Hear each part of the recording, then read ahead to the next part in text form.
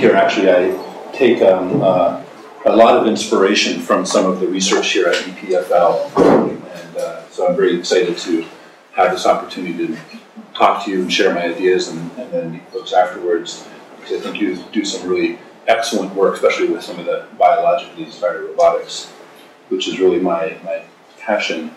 And first, to really understand my motivation here, I'm really interested in understanding how we think, how we feel, our intelligence, and how we do everything that we do.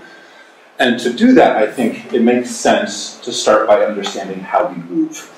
And that's from the basic assumption that the only reason to have a brain is to control motion, original.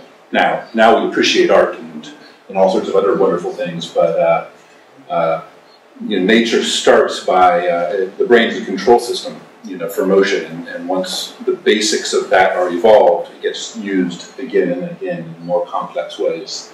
And so to understand the real fundamentals of motion is to get at the rest of the understanding of the brain. And the way I'm going to talk about this is, if you want to understand controlled motion, how we move, it's really important to start by understanding our physical system. What is it that you're moving? What is the structure?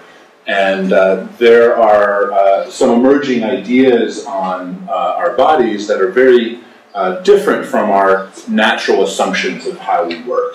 And so I'm going to talk about that for a little while. This is really looking at the body and how the connective tissue and the fascia makes a tension network that is very similar to a tensegrity structure. And I will talk about tensegrity structures after that and what they are. They're, again, somewhat counterintuitive. And then I'll explain, sort of tie that together into this idea of the body as a tension network. Then I can share a little bit about my current research, building some robots and a physics-based simulator to explore these ideas. And then finally I'll get into where I'm going, and I'm sort of on the edge of really diving into the controls research. I'm also thinking maybe some of you on that side of the room might want to be over here, just so you're not working hard to see.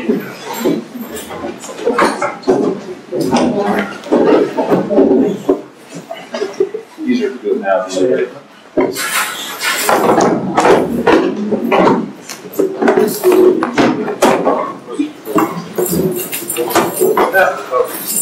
It's easier now.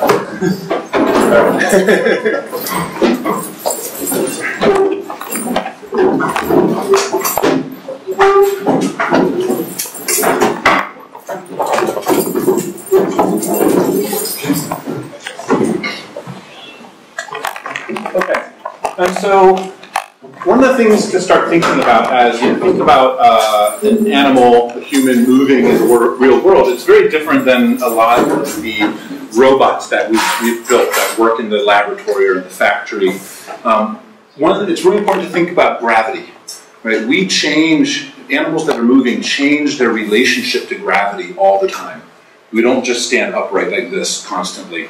We do handstands. We can roll. You look at any animal moving in nature, they go up and down slopes and they fall over and they have to deal with this. Yet, if you look at a lot of the classic biomechanical analysis of our bodies, there's this assumption that we are upright all the time. So you see lots of assumptions that say, okay, well, if you look at the vertebrae, the small ones at the top, it's like a pillar. It carries 9% of the load, and the one at the bottom carries 60% of the load, which makes sense if you always stand upright. But since we can do handstands, I can do a handstand, right? That gets upside down, and these sorts of analysis aren't quite accurate. So you have to think about a structure that can deal with force applied from any direction, because gravity is always applying force. And so as you move, how do you deal with forces? Likewise, you get out into the real world, and again, a lot of our robots, we work on position control and collision avoidance. But collision avoidance is not perfectly possible in the real world. There are other actors out there, other things happening. You have to assume that there will be collisions, and you have to be prepared for forces.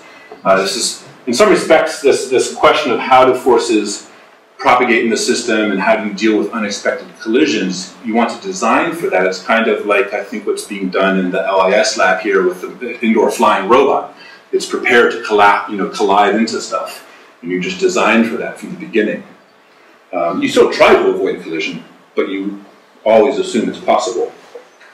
And so this is really the key thing. How does force propagate through your system? And think about the structure that way. Our classic way of thinking, it's very easy and very intuitive for us to think about force propagating through what's called a continuous compression structure. Like our buildings here, the weight from the roof goes to the beams, goes to the walls, goes to the ground. It's compression on compression the whole way through. And this is very easy to think about. And it's how we build most things. This is a robot athlete I worked with. It's very big. It's a couple meters, 2 meters tall. The newest version is 4 meters tall when it walks. I spent time working with it, designing walking algorithms. And when you start getting these large robots and they're walking, one of the things I saw, again, it's sort of classic continuous compression. Everything has a rigid connection. There's a motor. It's all compression. You could get enormous forces accumulating in the smallest joint, because you design the leg where you have small motors on the outside so that when you move the arm in free space, it's light here so that the shoulder is not, overworked. But then when you stand on it, you have all the force going into the smallest joint, and the motor would be saturated, would be overdone all regularly. Partially because you get a lever arm from here to here. And it's that lever arm you'll see is one of the challenges when you work with continuous compression, rigidly connected structures. You get very large magnification of the forces due to leverage. Now, a lot of robotics, again, the common assumption in the body is, okay, the skeleton is the load-bearing structure of the body, just like our buildings where the girder, well, that's not one. The girders and the rafters are the load-bearing structure. But when you see this skeleton, maybe you had this in your classroom in biology, it's misleading.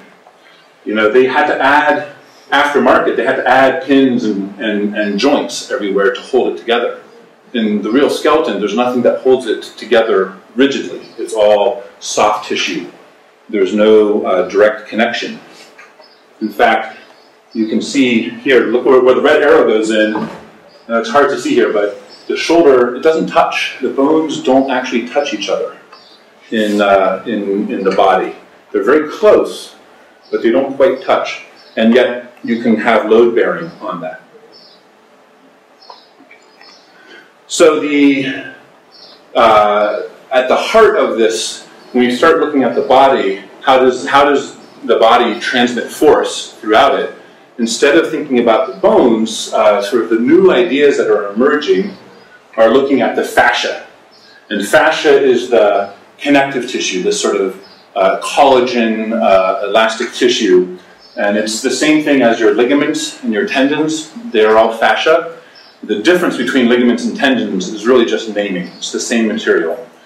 And it turns out the same material surrounds the bones. The periosteum, the outside of the bones, is fascia.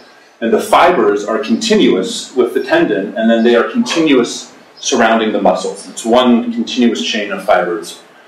And when you are, not when you're born, but when you are embryonic, when you're first conceived, you start off as a mass of fascia with 660 pockets. Hello? With 660 pockets in the fascia, and it's into those pockets that the muscles and bones later grow. So the fascia, the connective tissue, is really the basis of the form and the structure of your body. Now, as I said, these are sort of new ideas. They're not new today. They've been studied for maybe the last 50 years, largely coming out of work started by Dr. Ida Rolf, which is and really explored in the physical healing, physical therapy and massage worlds, where people are doing non-invasive healing of the bodies. And the approach has been very successful as people understand this more and more, to look at the whole body as a tension network and how to heal it. And that's how I encountered this after a couple of surgeries, knee surgeries and problems. I found that the therapies that were most effective were ones that looked at the tension network and understood the balance of forces in the body and the soft tissue. It's starting to gain academic interest. Just in 2007, 5 years ago, was the first academic conference at Harvard studying fascia. And so it may be not yet in the mainstream. If you go to a doctor, they may not necessarily understand this, but it's beginning to be, the awareness is growing. One of the researchers in this area, Tom Myers, has written a book called Anatomy Trains, and he is really specifically looking at mapping the long-distance chain of force transmission in the body. And the way he's done this is by doing fresh dissections. And this is where you see this idea, why this idea is somewhat new, is when you preserve a body, when you put it in formaldehyde, the fascia, it binds up and it glues up and becomes rigid.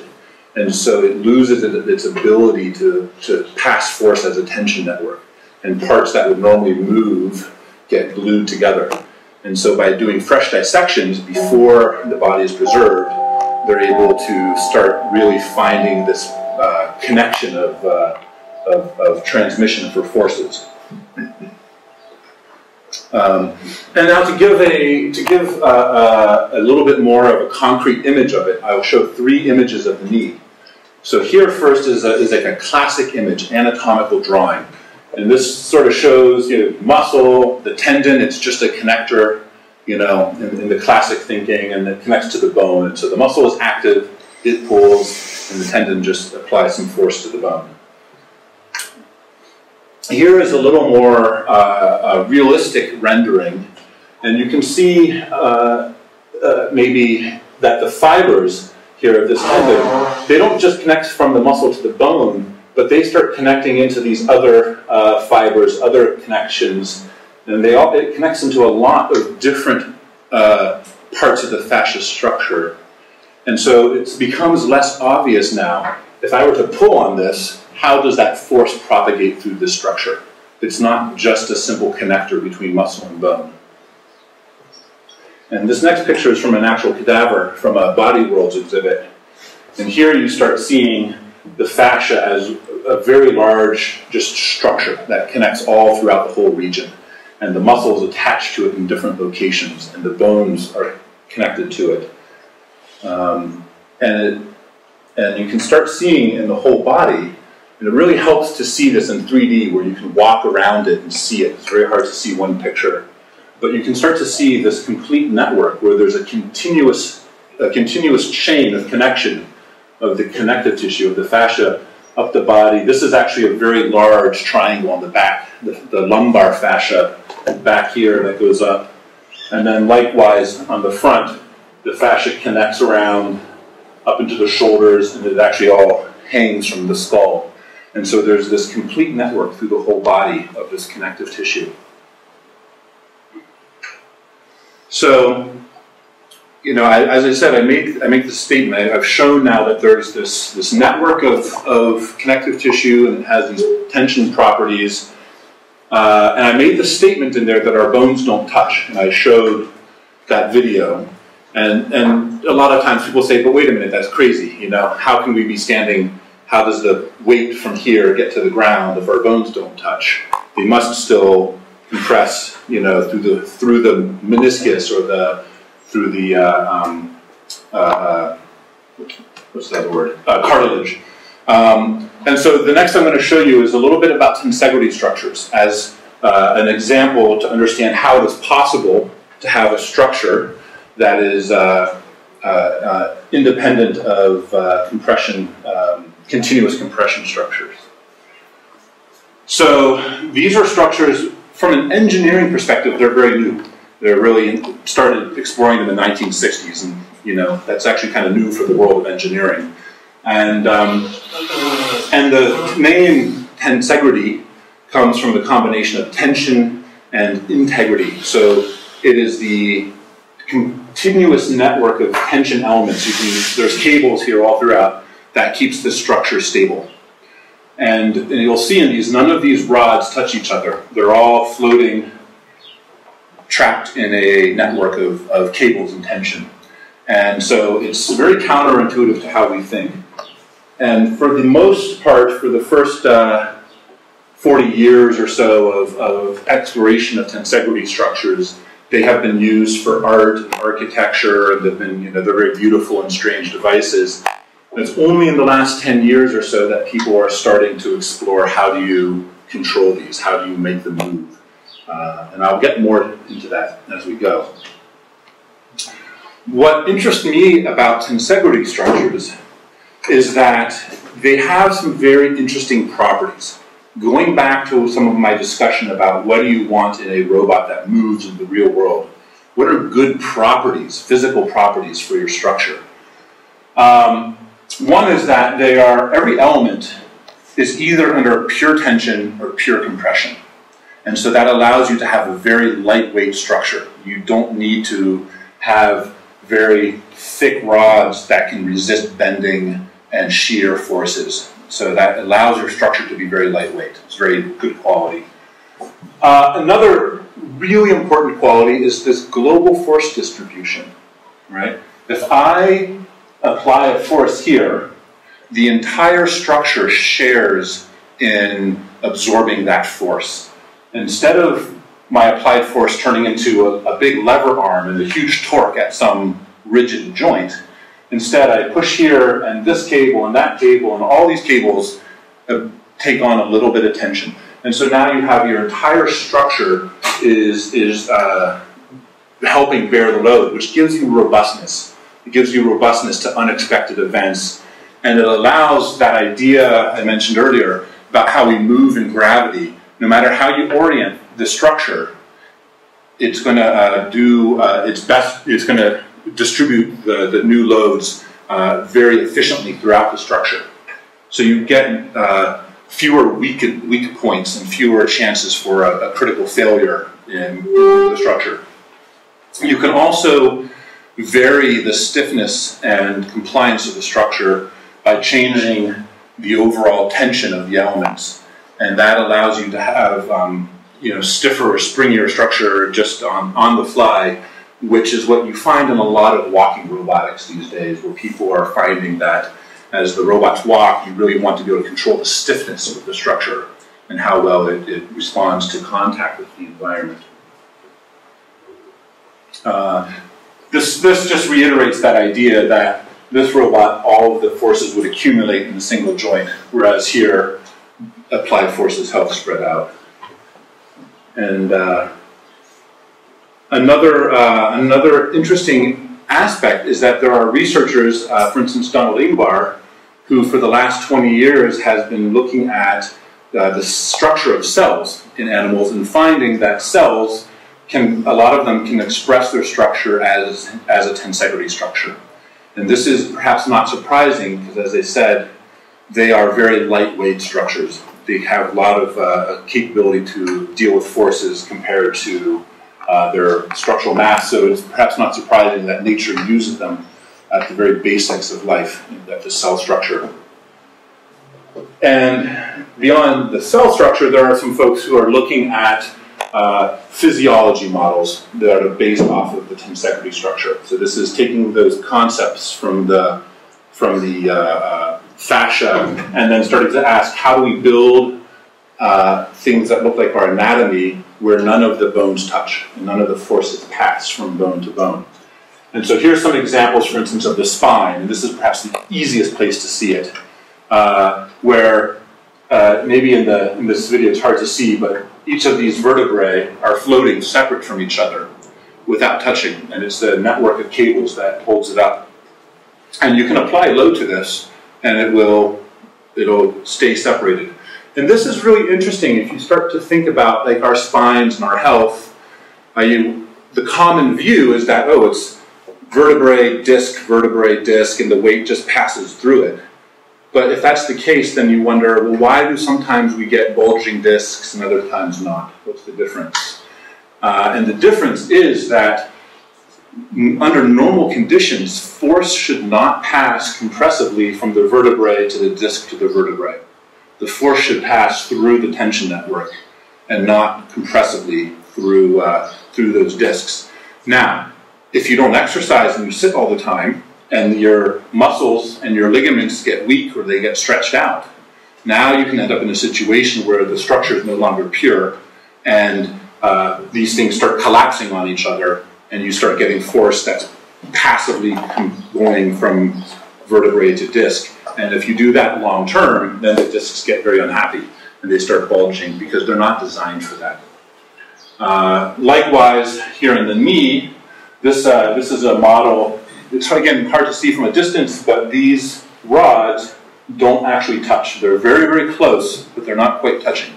This is not a perfect anatomical model. We're not quite yet clear exactly how the forces work around the knee, but it at least shows that it is possible to conceive of a structure that can take load without having continual compression in this way. And again, same thing, your knee, when it works, when you bend your knee, it actually slides. It's not just a single pivot. The bones slide relative to each other.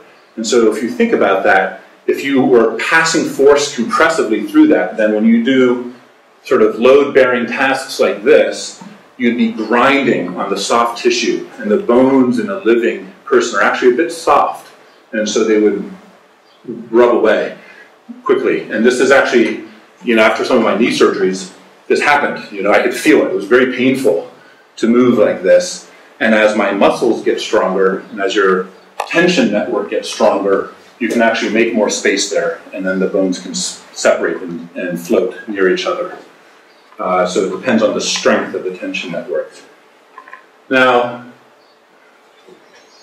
it's worth saying at this point that we are not pure tensegrity structures. We are a little bit of a hybrid of both tension network and also continuous compression. Because we do have those discs between our vertebrae, and we do have meniscus and cartilage in our knee. And so what's the difference? The way I think of it is we have both active chains and passive chains. When you're actively moving, the body is really designed to act like a tensegrity structure where the force is in the tension network. But also when you're moving, if you're running or you're jumping, you get a momentary high-frequency impact. And for those purposes, it's good to have cushions between, right? So for a very transient moment, you have the passive chain, the compressive force goes through the vertebrae, or through the discs, or through the cartilage in the knee. But you don't want that to be continuous. That's when the damage and the trauma occurs. It's also useful as, from a living animal perspective, it's useful as a robustness, right? If you have an injury, you want to still work. So you can fall back on the passive chain. You can fall back on things just compressively working on each other. It's not ideal, but at least you can keep moving and you don't fall over. And so that's the thing for us, to think about as just humans, that we can get away with moving in ways that are not good for us if we're not being active and using the whole system. So that really gives us so far the motivational theory here. Why am I interested in tensegrity structures? See it in the body, and it has many interesting properties for motion that I think are very good for moving in the real world. Currently, what I'm doing is I've built a couple of different prototype robots. I've had some students working with me, and we've got this, for instance, this one here. It's about this big, and it's kind of like somewhat like a Stewart platform. This top plate can move in 6 degrees of freedom, rotation and up and down and twist. And these rods, they don't touch. It's controlled by servo motors. It's the first prototype. And learned a lot about just how to manage the strings and the cables and the basic controls of it. And I've also been working on a physics-based simulator, and I'll show you a little bit more in a second. Another robot that's been built over this last year at the University of Idaho is this one. It's really meant to start exploring something like a spine or a snake movement. And here it's a little different than your classic tensegrity structure in that each tetrahedron, each structure here has some rigid connections, but each module is connected only by tension network. So you can see this is the tip of the second module, and it has cables that connect to the base of the first one. And then between the bases, you have connections, so the whole thing can expand and contract. That's actually just arriving. I'm going to have that in my lab when I get back from this trip, and I will see how it works. And then, because it's slow to build robots, I'm also working with a physics-based simulator. I use Bullet, which is an open source simulator, to start building different tensegrity structures, and I intend to use this as a place to explore different controls theories. And this summer I'll be implementing some CPG controls and whatnot. I can show you really quickly, I'll show you the simulator. My reason for wanting to build a physics-based simulation is that doing analytical modeling of the tensegrity structures, it's possible, but it's very hard. And for each structure, it's really unique. There's a lot of papers for each type of structure out there. So I wanted someplace where I could just experiment easily and start thinking about how these things work and the controls of them without having to necessarily have a very formal analysis of each structure, because I don't think that we have a formal analysis of our structure in that same way. I think there's some distributed, decentralized approaches. This allows, this simulator allows different ones. Here you can see the, how these snakes can kind of move relative to each other. The control you see here right now is very basic, just open loop position control. It's not really where I want to go, but this is just coming together now, and it's how I get started. So, let's see, oops. Here.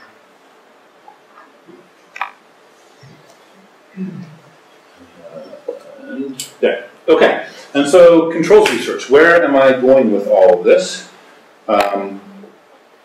This is where it gets interesting. Because the challenge is, the reason why people have only started in the last decade to make tensegrity-based robots and explore the control of them is because it's very hard. It breaks a lot of the assumptions of classic robotics and classic controls approaches. For instance, the very quality of the structure that makes it very good for moving in the real world and dealing with unexpected forces, that distribution of forces, means that anything you want to control is a multi-path control problem. If you want to move any point here, if you want to move any point of the structure, you have to control all of the cables, because they're all related. It's all has a nonlinear independence. So you don't get the simplicity of simplifying the problem into some simple motions and simple controls. Likewise, I talk about kinematics of tensegrity structures, but really you don't have the ability to separate the geometric position of the structure, the kinematics of the structure, from the forces of the structure. They're always intimately connected. If I change a cable length, I change the tensions in all the cables. And if I change a tension in any one cable, I will change the position of all the nodes. Right? So there's no way to separate the two. If you start thinking about kinematics, start thinking about where are the positions in space, you have to think about the forces. You cannot simplify that. Because I would like to I don't think this is going to work in the long run, but I would like to, if I can, take advantage of a lot of the controls theory out there of robotics. And so I've been working for the last year on general purpose forward and inverse kinematics for tensegrity structures, just to see, okay, if I can do that, then I can use a lot of the motion planning theory that's out there, etc. And so far, we came up with an algorithm. It's basically an optimization algorithm for doing forward kinematics for a generally described tensegrity structure. And it's slow. It's a tough mathematical problem, but you can do it. We're currently thinking about inverse kinematics, and I think we might be able to get something, but I'm not confident. It's hard, and there's no general purpose solution out there that I know of in the literature. I've seen specific solutions for specific structures, where you really do all the analytics for that one structure, and then you can do some inverse kinematics for it. But that doesn't really open up the field for easy research if you have to do that for each structure. So my question really then, what I really want to know in the long run is, can we get smooth coordinated motion of these robots without centrally computed kinematics? And this has always been my question in my mind as I have worked with robots for the last decade, is that I don't think we do inverse kinematics here. You know, I don't think we have central computation of all the joint angles to reach something. So how is it that we get, how do we do this? How do we have a distributed control of motion? And I'll talk about this next. And one other challenge, I should say, of tensegrity structures is that they're very oscillatory. They vibrate, they move. If you come here and you start pushing on one rod a little bit, you can get the whole structure vibrating and moving. Normally this is considered a problem, but I wonder, can we use this to our advantage? Can we use oscillation as a benefit of the system rather than a problem? And I think the answer is yes, too. We'll see that next. So first of all, there's evidence that it's possible for us to have decentralized control of our motion, and I think those of you who've studied some of the robotics here will understand this. You know, two examples are, if you take an animal and you sever its brainstem, right above the spinal column, it can still stand, and I'll show a video next. And likewise, you've all heard of a chicken with its head cut off, and it's a funny joke, but it's real. And what happens when you cut the head of the chicken off is it runs around like crazy. So it's worth thinking about where the chicken is going is now random. It doesn't have intention. It doesn't have a goal-seeking behavior. It doesn't know where in the world it's headed.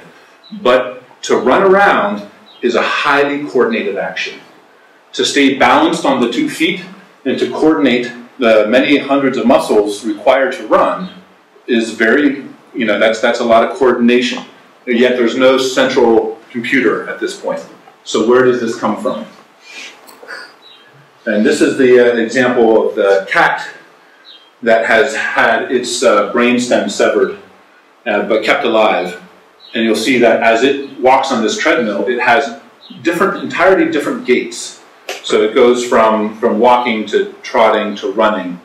And again, no central computation, no inverse kinematics are being done. The spine it's worth remembering, is decentralized system, and it's modular.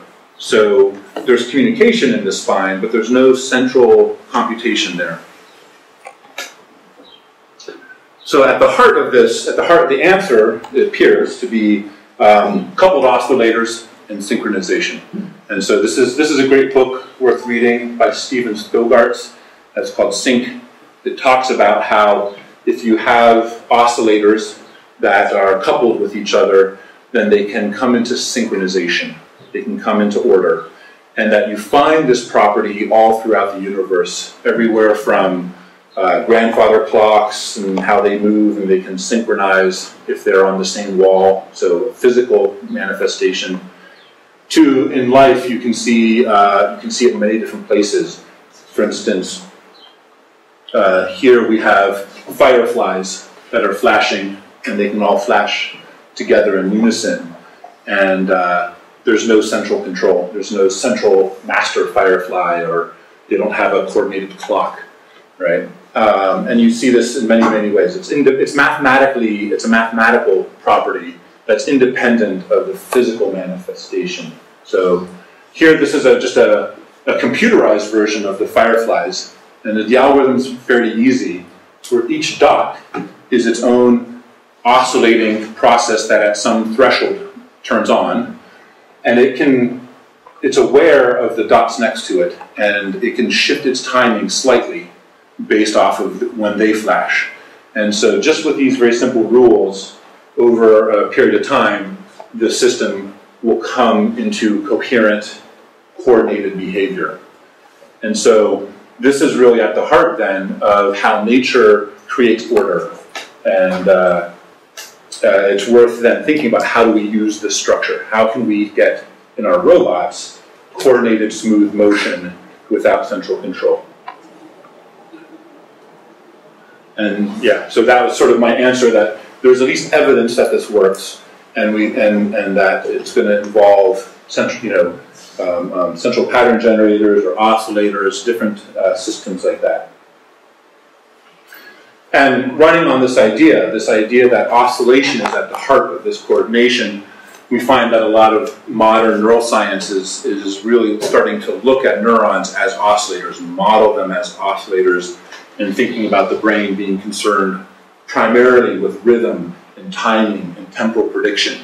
And that is at the basis of our computational system, very different than a binary logic system. It's amazing to me, actually, that with this as our basis, that we can do math, right? That's kind of surprising. And I think some of you will be familiar with central pattern generators. They're found in the spine and the brain. They're little circuits of neurons that together are capable of producing their own rhythm, independent of input. And they are often made of a combination of inhibition and excitatory connections. And that creates the ability to generate rhythms. And they have this really nice property that you can perturb them, you can have things that are unexpected occur to them in the inputs, and they can still maintain and stabilize their behavior. And so, it's often remarked that they're very well suited for distributed implementation of controls. And then this is where I get to brag about the work you guys do here. Obviously this is work from Auk's lab, where this robot is moving with implementation all from CPGs, from central pattern generators, and it's capable of a wide variety of behavior with very simple controls. And this is the key, right? You have this distributed control of motion, where each one of these is a different oscillator, and you only need very simple signals to get this nice complex walking, swimming behavior. And that's kind of that's where I think the magic is here, is that you get away from requiring very complex central calculation of the kinematics, of the inverse kinematics, and instead you can have very simple high-level goals being driven into this system. What else is really interesting about this is that I see, and this is at this point for me an intuition. I hope in the next couple months to have more formal understanding of this. But I see that there's a really nice similarity between how control propagates through this type of structure and how physical force propagates through a tensegrity-based spinal system like this. They have the same property of being oscillatory, and if you perturb any element here, the overall system can stay stabilized and integrate those perturbations really nicely. And so I think that there's a really good coupling between this type of structure, physical structure, and this type of control structure. You also get this fact that they're both oscillatory, right? And so the control partially works because of this ability of oscillatory systems to synchronize and come into coherence with each other. that makes sense then that the physical system, if it also has a similar oscillatory property mapped in the same way, that there's going to be a good matching between the two, that they will be able to coordinate very well, that the physical system and the control system will have a natural coupling. I also think that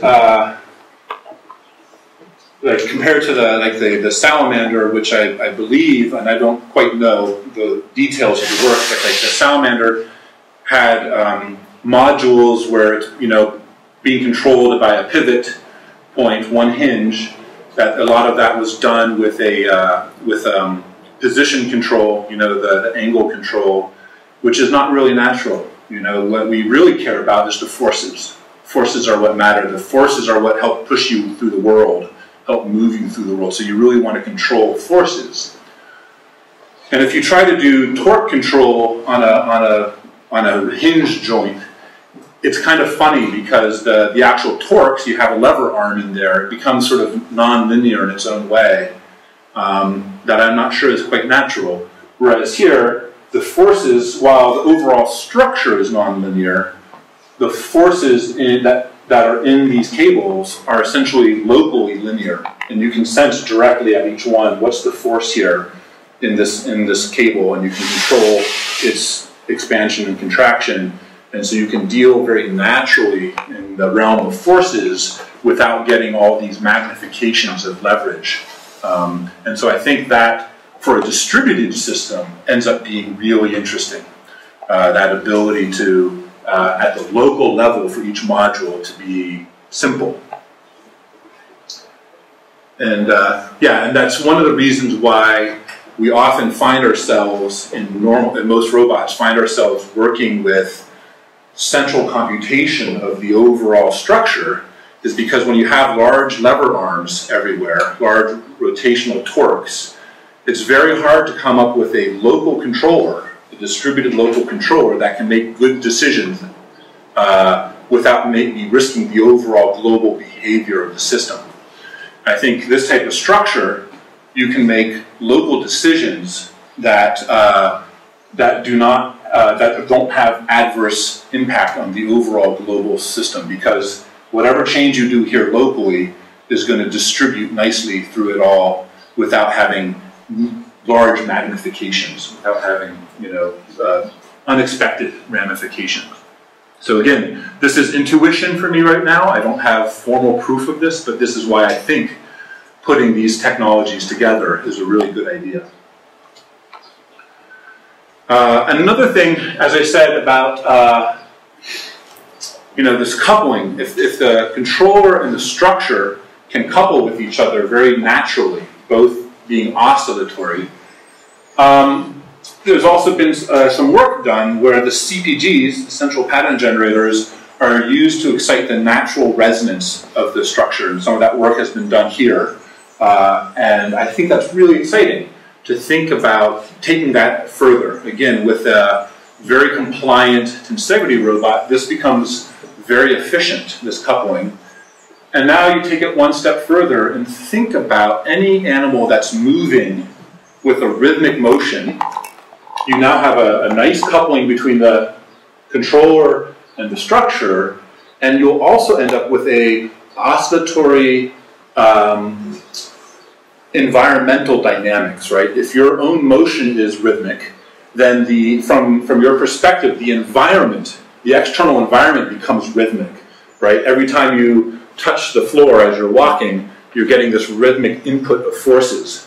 And so now you have this natural coupling all the way from the controller to the structure to how you engage with the environment that is all oscillatory, and maybe we can take advantage of synchronization there to get a very optimal balance of how all of these aspects work together. Assuming this goes well, it means that you are building robots and controllers that work with the dynamics of the environment.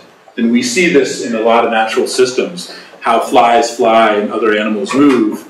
They don't overpower the world. They don't, like our jet planes, you know, we just have tons of energy and we just overpower the environment and do what we want. But here maybe we can work with the natural dynamics of the environment and our engagement with it, and it will lead to very energy efficient approaches to motion, very quiet approaches to motions that don't waste energy. So that's kind of where I want to go. These are my ideas of how this all comes together. This summer, I have a student that will be working with some central pattern generators and applying them to the models of this spine robot that I showed you earlier. And I also look forward to being able to dialogue with folks here and seeing if we can find some other way to share ideas and share our work, because there's lots to be done, and we'll learn more by doing it. So that's it. Thank you very much.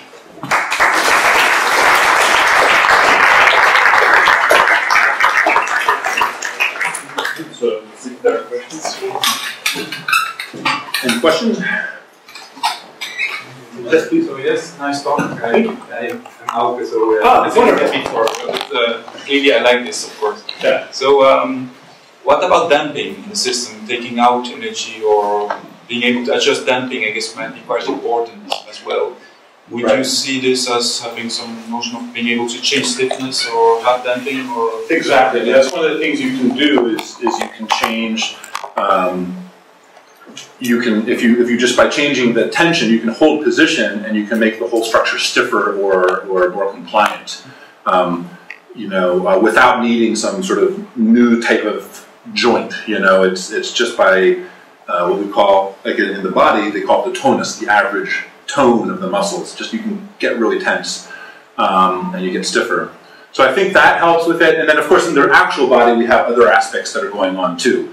We have there's all the sort of fluid compression going on, and the way that we have liquid and volume in our body that's getting compressed and not. So there's more complexity, in the real living animal than just I've represented here. But I think there's some core ideas that get us closer. But it's a very important thing. And of course you can. What else can you do with damping? I think at this point the main place I'd be looking at is controlling the overall tension, but I'm open to more ideas too.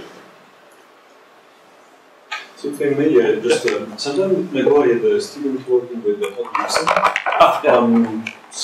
think it was mainly work done in simulation using Open Dynamic Engine. Yeah. Then they came up with the design of a potential tensegrity robot, which I think did really pursue at the end. One of the things I remember from that work was that tensegrity structures are very good for many situations where you have very few points touching the ground. Mm-hmm. So if you have an articulated robot like the one that you've shown, and this robot has to roll on the ground, many of the points of the bars are going to be touching the ground. Right. And then you lose many of the properties of this tensegrity structure. Is that right? So you want to limit the number of contacts that you have with the external environment as much as possible. So you're saying if there are many points of contact, then you lose some of the properties because the pieces are pinned. I think what you say is somewhat correct. Yeah. If for instance, when I lay on the ground, I don't distribute forces as well, right? You can push on me and I can't distribute that force away. Whereas if I'm standing here and you push on me, I have lots of opportunity to absorb that force without falling over. So I think that's accurate. And so it gets interesting when we're really thinking about something like a walking robot or a leg, where you have this very complex structure, could be a quadruped, biped, whatever, but you really only have 2 or 4 or 6 points of contact, but much more complexity all throughout here. And so that gives you that limited number of points of contact. The challenge is for just a very, very simple robot, maybe just like the ones that just have 3 or 4 bars, you don't necessarily gain much of the benefit yet, right? So it's one of the challenges of doing this research is that you can't necessarily start. You want to start with something simple, but the simple thing does not necessarily get you the qualities that are interesting. Which leads to the main part of my question, actually, which is, to what extent these tensegrity structures are robust, meaning that if you have, say, one of the strings breaks, more or less this propagates throughout the entire network. Or if you have, say, if you hold one of the rigid parts, Yeah. how much does this constrain the entire part? Is there any study now?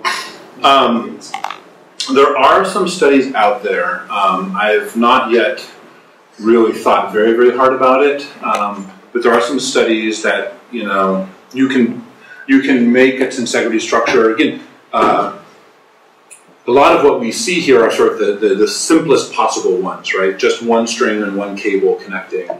But you can imagine ones where there are multiple cables connecting, and then it can become very robust, right? At the simplest form, a lot of these, if you were to cut one cable, then yeah, you would lose a lot of the stability of the structure.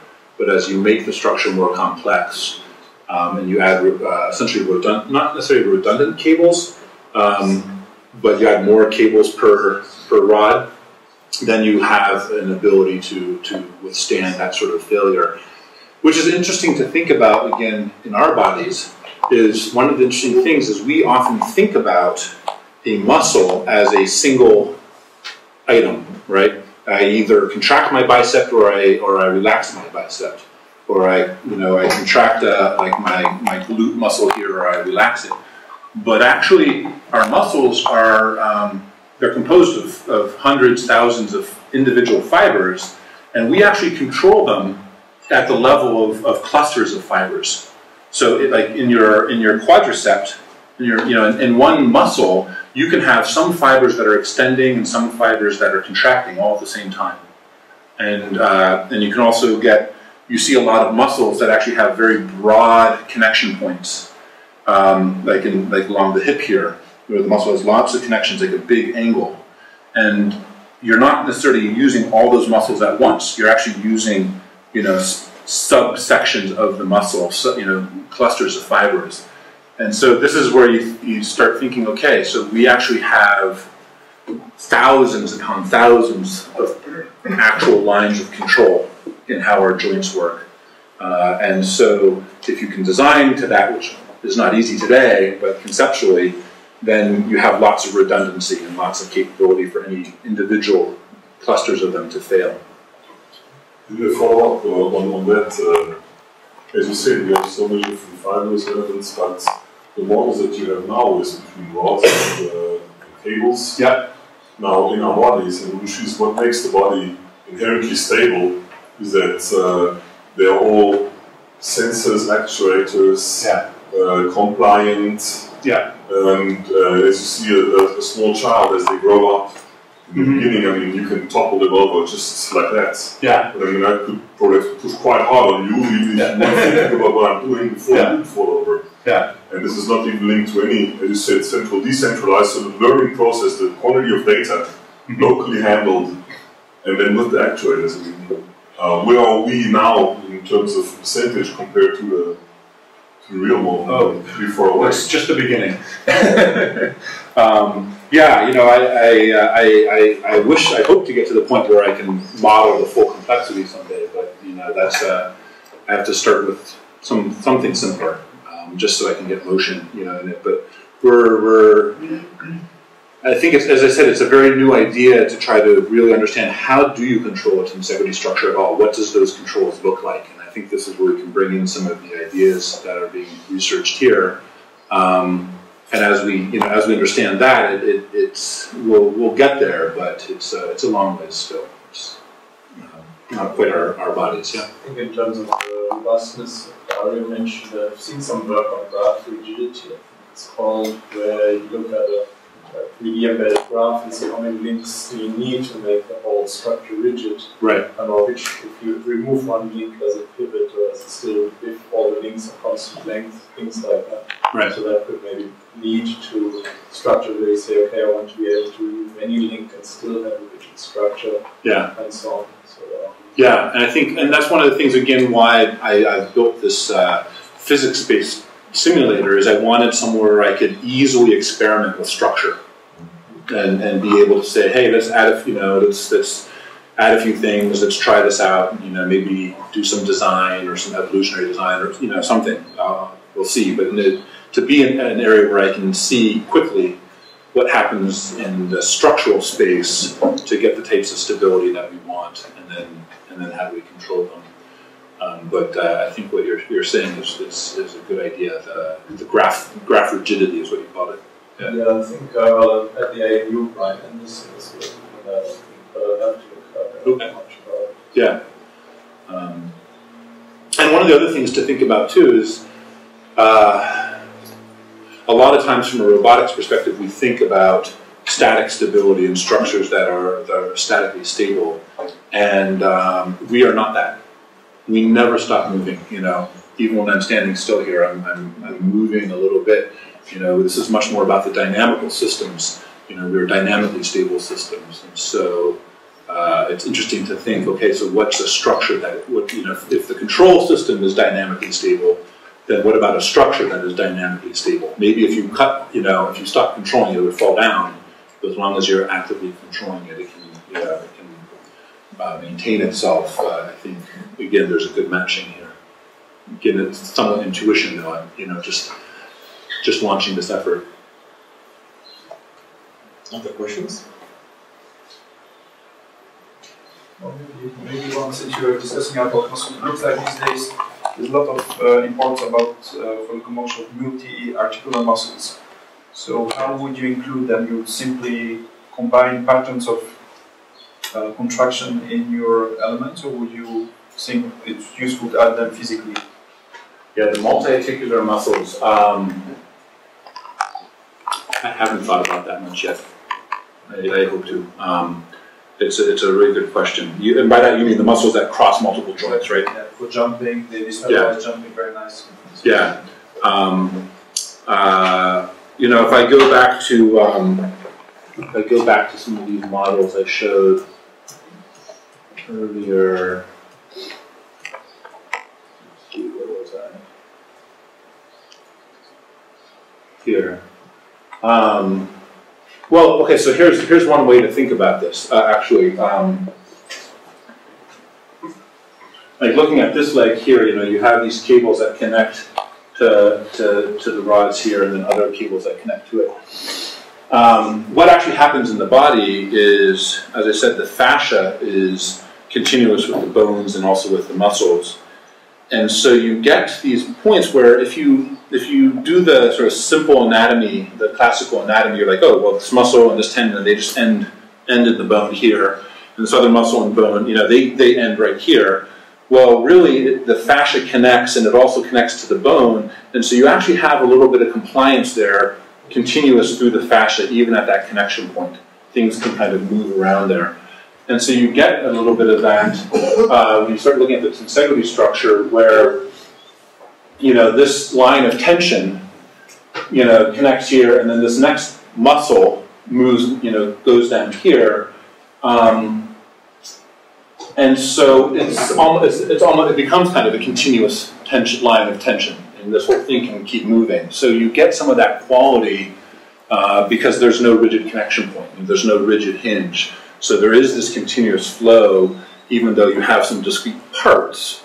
The way the force flows is somewhat continuous. So I think, well, I haven't really thought yet about, in specific, the multi-articular muscles.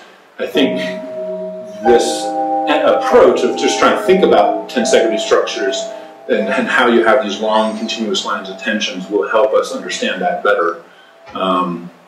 But that's not a good answer yet, really. It's just there is a relation there. Okay, so if there are no other outstanding questions, let's thank the speaker.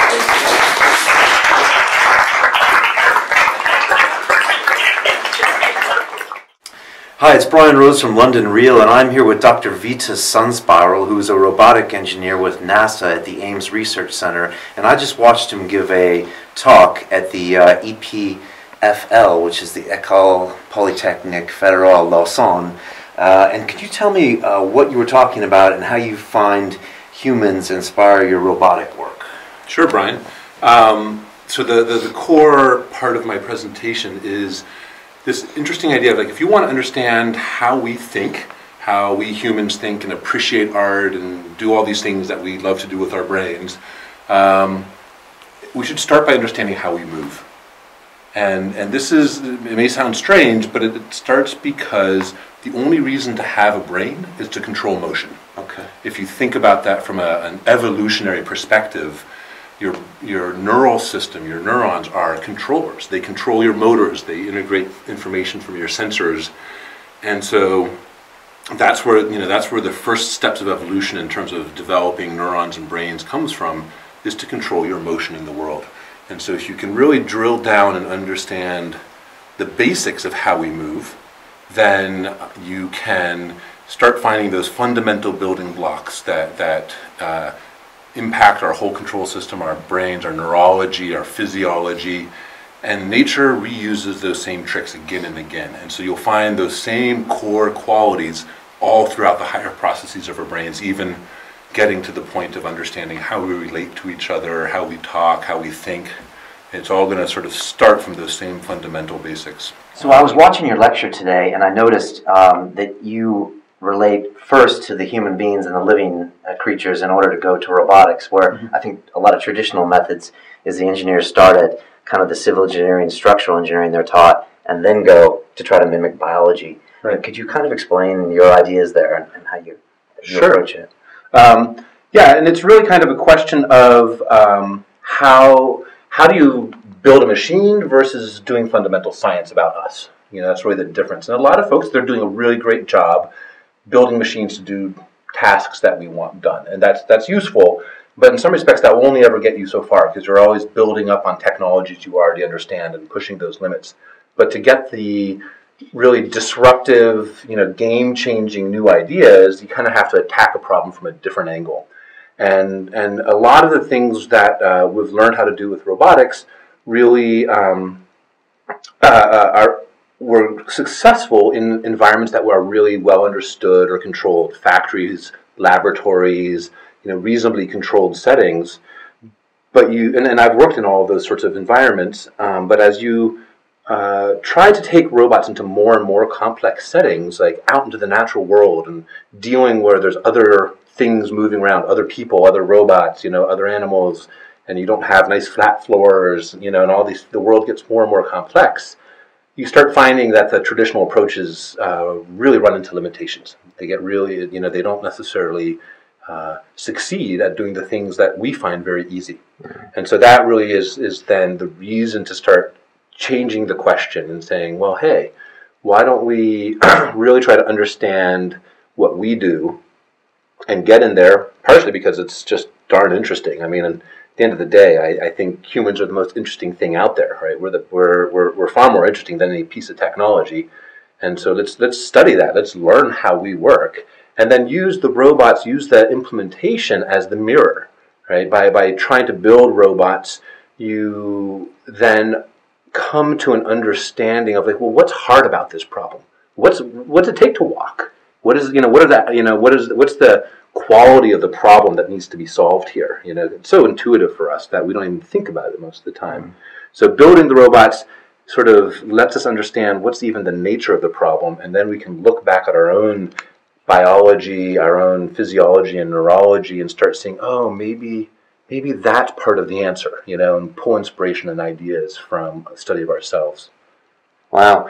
Now, when your work at NASA, are you trying to build a lot of these robotics that are then going to go land on Mars someday, or what are some of your end goals when you build these robots?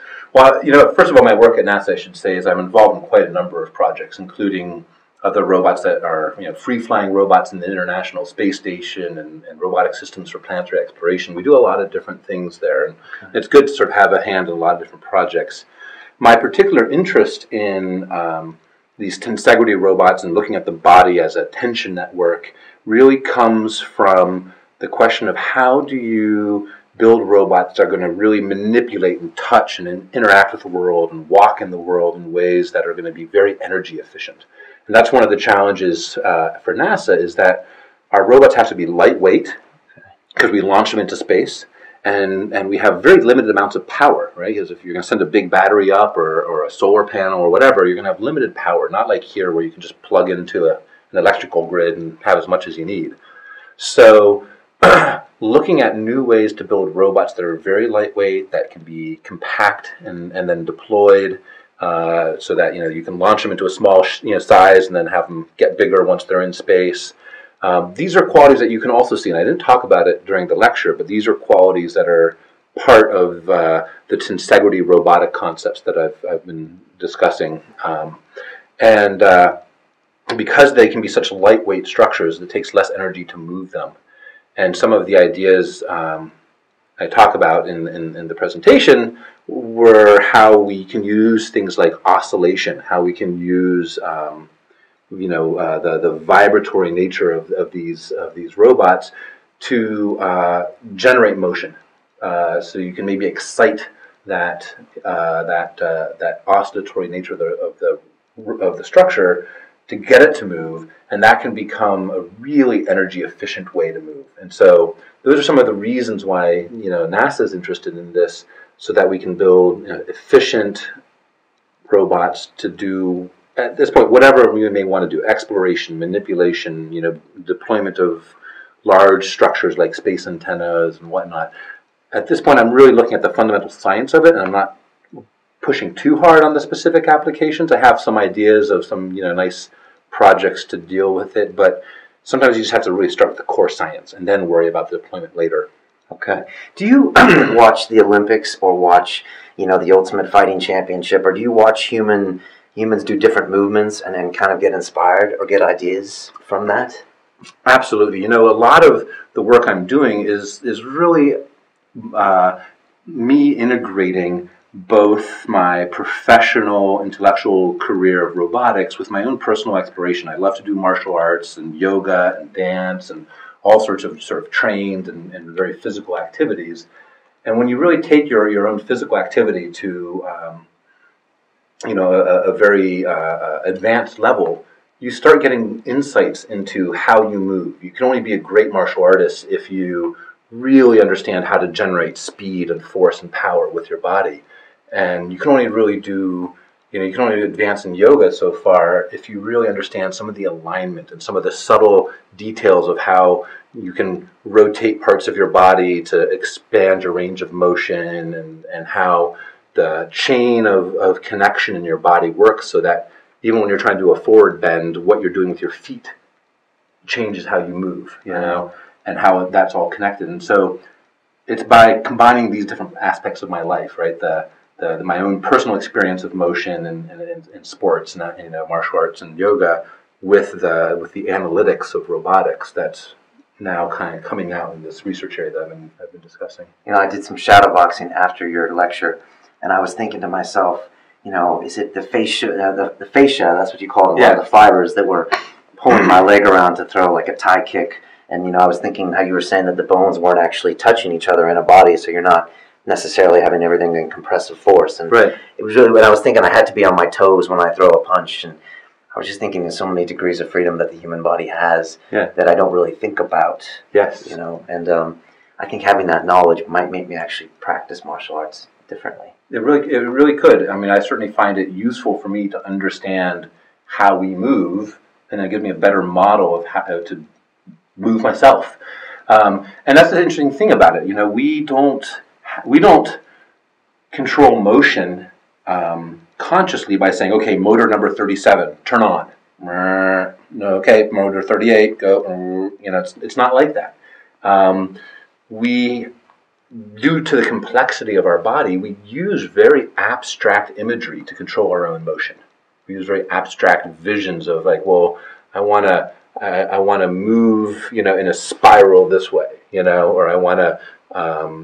I think about motion, like as I'm just sitting here, I can just think about, the energy flowing down my back, and that causes my shoulder blades to go back, and that changes my whole structure here and the power in my shoulders, and it can set me up for a different type of strike than I would if I were just slumped like that, So by having a different understanding of how your body works, you also then can have a different visualization. And by changing your visualizations, you can make more effective motion.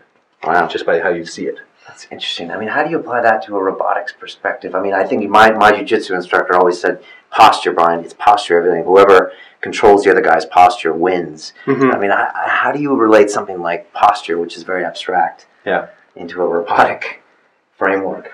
Right. Well, so the reason why he's saying posture is what helps you win is because if you have good awareness of the alignment in your body, you can really maximize your force production and maximize your stability. Final question. You have the coolest surname I've ever heard. It's SunSpiral. Yeah. How did you get that? Well, I got that because when my lovely wife Claire and I decided to get married, you know, we're both awesome people. She's an amazing human being I have enormous respect for. And so we felt that giving up one person's name for the other, as this tradition, didn't seem right. You know, we're equals. And so what are we going to do?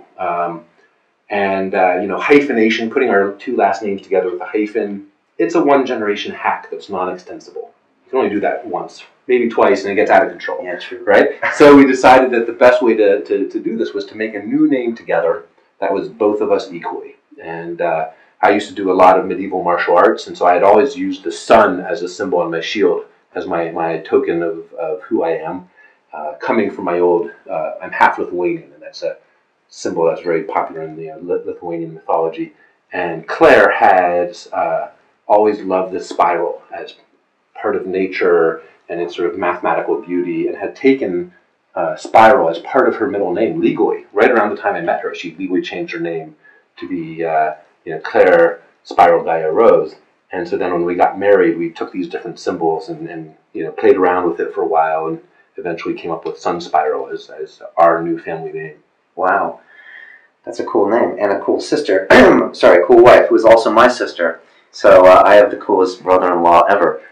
Anyway, well, I'd like to invite you to London sometime to come on the show so we can get a full hour with you on London Real. But thanks so much for the time. Thanks for letting us film you today. Sure thing. And I appreciate it. Brian. It's been fun. All right, take care. And we'll see you next time. Until then, it's about the journey.